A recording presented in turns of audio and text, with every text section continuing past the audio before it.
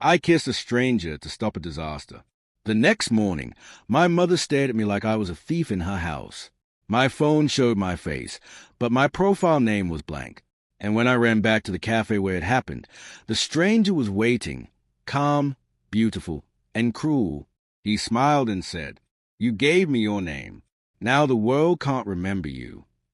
The next morning, Rin discovered what she'd signed. Her ID card had her photo, her address, but where her name should be, there was nothing. Her bank app asked her to verify her identity as if she were a stranger. Her social media profile showed her face, but her username read, unknown. She ran to her mother, desperate for something normal. "Mom, it's me." Her mother frowned politely, the way you look at someone trying to sell you something at the door. "I'm sorry," she said slowly. "Who are you?" Rin felt the floor tilt. She tried her best friend. Hannah answered the door, smiling, until she saw Rin's face. "Can I help you?"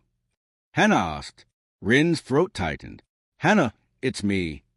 Hannah's smile disappeared. "I don't know you." Rin stumbled back into the hallway, nails digging into her palm. She wanted to scream. She wanted to wake up. Instead, she ran back to the only place that could explain it. Kirohana Cafe was quiet when she arrived. The corner seat was occupied. He sat like he'd been waiting for her all along. Legs crossed, glove hand around a cup he didn't need. Rin marched up to him, shaking with fury. "Fix it." He looked up slowly. "Hello, Rin." Hearing her name from his mouth was like being punched. "How do you know?"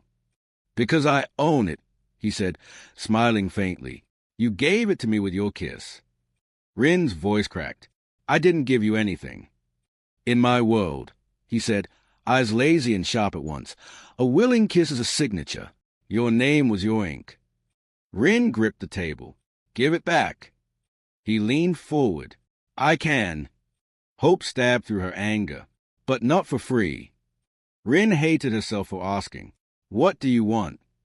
His gaze drifted across her face, her lips, the pulse in her throat. "You," he said simply. Rin's stomach flipped.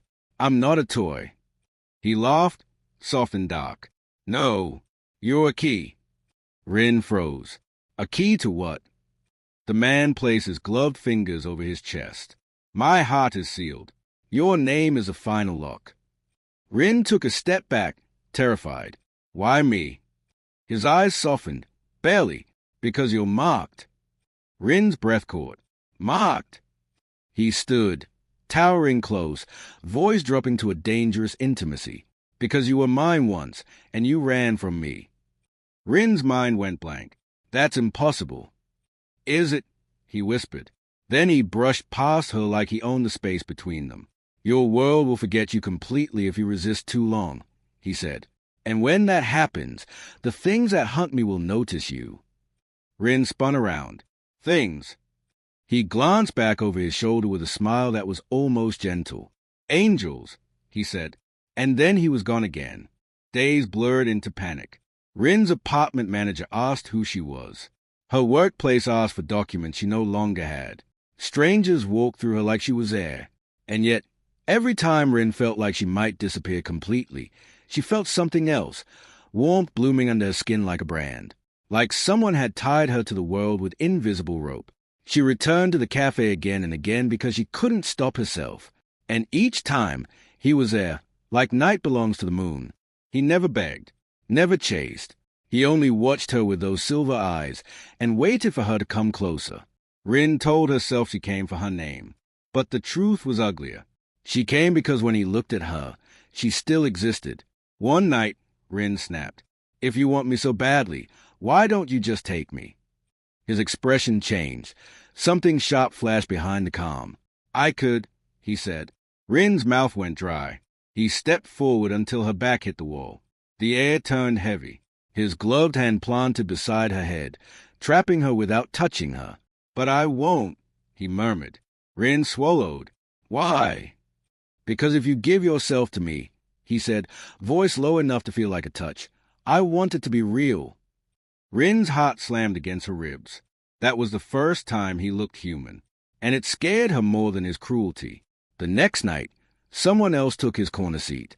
A man with golden eyes and a gentle smile. Clean, bright, too perfect. The café felt colder with him there, like the light itself was judging everyone. He watched Rin approach and spoke like he already knew her. "You're the girl whose name was stolen," he said softly. Rin's breath hitched. "You can see me." "I can," he answered, "because I'm not bound by human memory." Rin's hope returned, violent and desperate. "Then you can help me." The man's smile warmed. "Yes, I can return your name." Rin felt like crying, but then he leaned closer, voice turning into a whisper. "If you help me kill the demon." Rin's body went rigid. "Kill him?" The man's eyes stayed kind, but something monstrous moved behind them. "That creature doesn't love you," he said gently. "He's using you. If you bring him to holy ground, I can destroy him." Rin's hand shook. "And my name?" "You'll be whole again," he promised. Rin wanted to believe him. She almost did, until she saw his shadow on the floor, a twisted shape with wings that didn't look like any angel from prayers. Rin backed away. "What are you?" The smile didn't change. "Someone who was thrown out of heaven," he said. "Someone who intends to climb back in." Rin found Noir, because yes, she'd learned his name from the way her thoughts started whispering it when she wasn't looking. Noir listened quietly as she told him about the golden-eyed man. When she finished, Noir looked away for the first time. "So," he said, voice flat, he finally moved. Rin's throat tightened. "You know him." Noir's smile was bitter. "I made him what he is." Rin stared. "What?" Noir stepped closer, and for the first time, the teasing disappeared completely. "I stole your name," he said, "because the moment they found you, they'd use you." Rin's eyes burned. "So you cursed me to protect me." Noir's gaze dropped to her lips, then lifted back to her eyes, like he was fighting himself.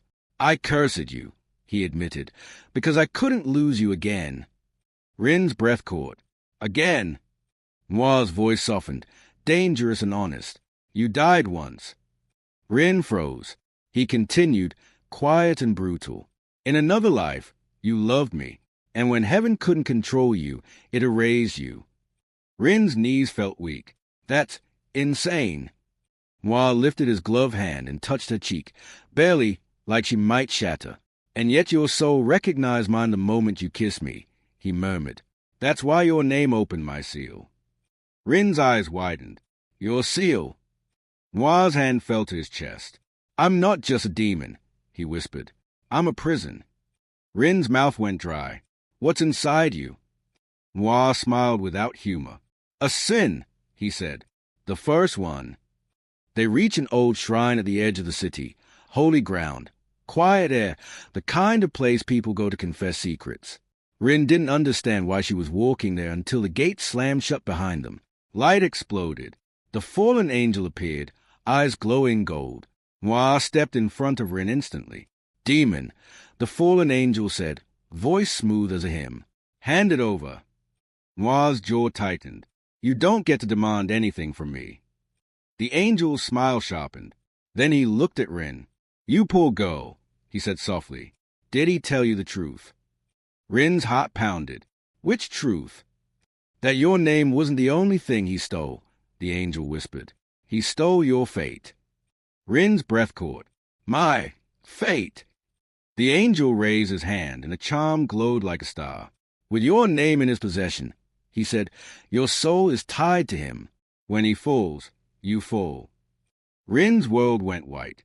Noir didn't deny it. He only said quietly, "Rin, run." Rin's voice cracked. "What about you?" Noir's eyes flickered with something like regret. "I don't deserve saving," he said. "But you do." The angel's power surged forward, violent, blinding. Rin couldn't move.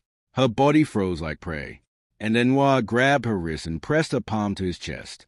"Say my true name," he whispered. "Only you can." Rin stared. "I don't know it." Noir's silver eyes softened. "Yes, you do," he murmured. "Your soul does." Rin felt it, an ancient word rising from somewhere deeper than memory. She spoke it. The shrine trembled. Noir's seal shattered like glass. Dark wings burst from his back, wrapping Rin like a cloak. The air filled with heat, shadow, and the sound of something old waking up. The fallen angel stumbled back, expression twisting. Noir's voice changed, deeper, layered, terrifying. "Touch her," he said. "I's burning like a dying star, and I'll drag you into the abyss you crawled out of." Rin's breath shook. She looked up at Noir, trapped between fear and the painful truth of how close he felt. Like home she didn't remember. Noir lowered his head, forehead almost touching hers. "I didn't steal your name to own you," he whispered. Rin's lips parted, trembling. "I stole it," he continued, voice rough, "because heaven already tried to erase you once, and I refuse to watch it happen again." Rin's eyes watered. "Noir." His gaze dropped to her mouth, slow, deliberate. "And because I knew," he murmured, "if you remembered who you were, you would leave me." Rin's heart shattered a little. Then she felt it, heat blooming on her neck. A mark, a kiss-shaped seal. Noir saw it and smiled like a predator, then softened immediately, like a lover. "Now," he whispered, "the contract is complete." Rin's name returned to her mind like a stolen song, but it returned with a price. She could feel Noir's emotions inside her, every time he was jealous, every time he was angry, and every time he wanted her close enough to forget the world. And far above them, the fallen angel laughed. "This isn't the end," he promised. "It's the beginning." Rin clutched Noir's coat, realizing the terrifying truth. She didn't just get her name back. She got pulled into a war between heaven and hell. And the demon who stole her name might be the only reason she survives it.